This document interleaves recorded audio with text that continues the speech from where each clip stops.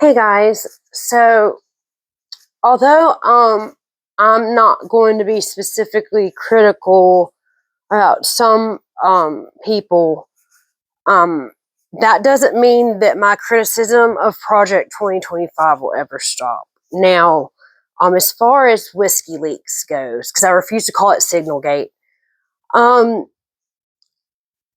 the reason why I'm talking Project 2025 and Whiskey Leaks is that the using of the Signal app was not just that these people are too inconvenienced to use a skiff. They, didn't want to have to do all the rigmarole of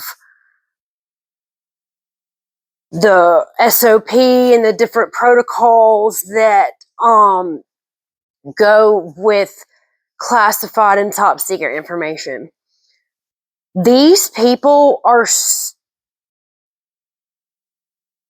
specifically, purposely using other means of communication to sidestep the Records Act, to sidestep accountability. And again, this was all addressed in Project 2025. And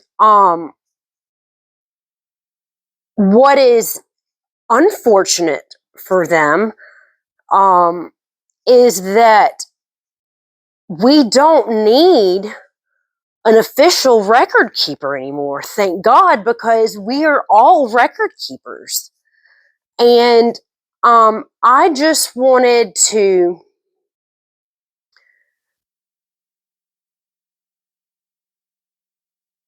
re-engage the concept of chronicling what is going on. It is not beyond regime intentions and that of Project 2025 to make us like a North Korea, where or Russia, where they control as much as they can with the media, with the internet. Again, when I read Project 2025 or skimmed through it last year, I didn't read it completely in depth because I was like, this is preposterous. This can't possibly happen. Some of this is just so unconstitutional, but here we are. And this is what happens when you have a president who is running the country off of executive orders. And that's another thing I wanted to talk about. Because these aren't issues and laws and actions being taken by Congress, it is hopefully not beyond him that, of course, I know why he thinks that, because he's never going to leave, but that the next person that comes into office can completely, in one foul swoop with their own executive order, and cancel every single executive order that came out of this administration. So, sorry, regime. Because this is a hostile takeover. This is a coup. I'm not talking out of my ass. I have researched, I have referred and studied the opinions of coup experts, and they're all in agreement. And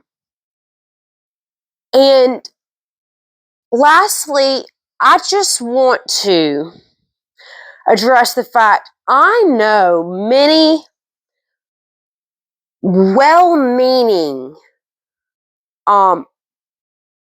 Republican supporters that are good people who aren't the MAGA cult people. They don't have that racist outlook. They don't have the ignorant undertones. They're educated, they're smart, but they just were wanting something different than the status quo. And they let themselves get caught up in the lies. And that's the main thing that I have, the problem that I have with MAGA and Republicans, is that you don't have to admit that you were wrong. Nobody, well, I am not asking that, but you can at least admit that you've been lied to, you're being lied to, and you will continue to be lied to until your dying breath, as far as this regime is concerned. Um, it's it's just the it's just the facts. It's not even my opinion.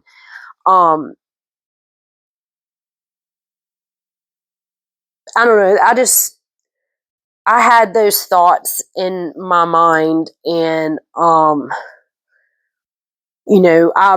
promised my husband that I wouldn't, you know, single necessarily specific regime officials or office holders or whatever. I wouldn't specifically be critical of individual people. Um, so I'm trying my best to adhere to that, but it's just sad that um, he doesn't ask much of me. It doesn't matter how much he thinks it's a bad idea. If I want to do it, I'm going to do it anyway. He's still going to support me. And, there's only two real things that I've ever deferred to him on, and it's this and having more children. I would like more children, and he does not. He doesn't want me to be openly critical, and he's apolitical. He doesn't even vote, which I think is an oxymoron, but that's my own opinion. I can have that of my husband.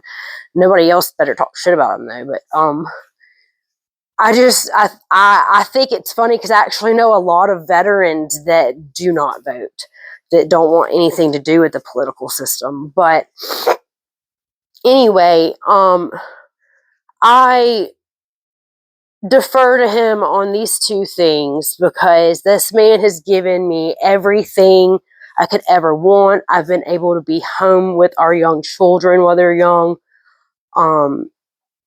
We don't want for anything, for the most part. All of our needs are met, and him asking me just not to let myself go down some of these rabbit holes.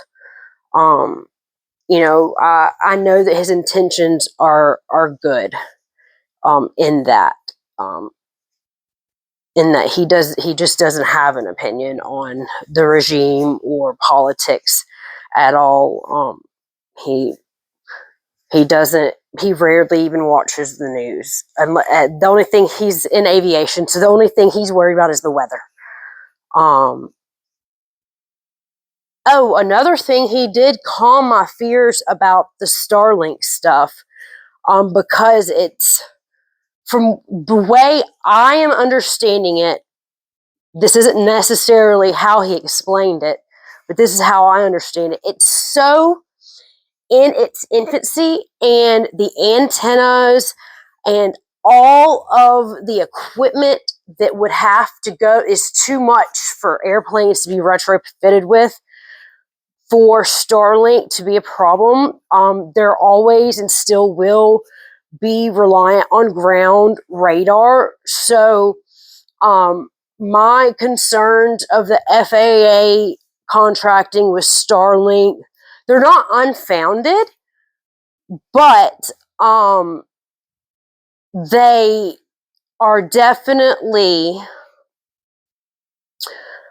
not to be worried with, because by the time they even get the technology where the aspirations are,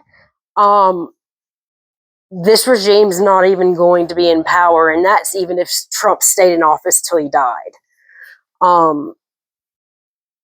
So that made me feel a lot better. Anywho, thanks.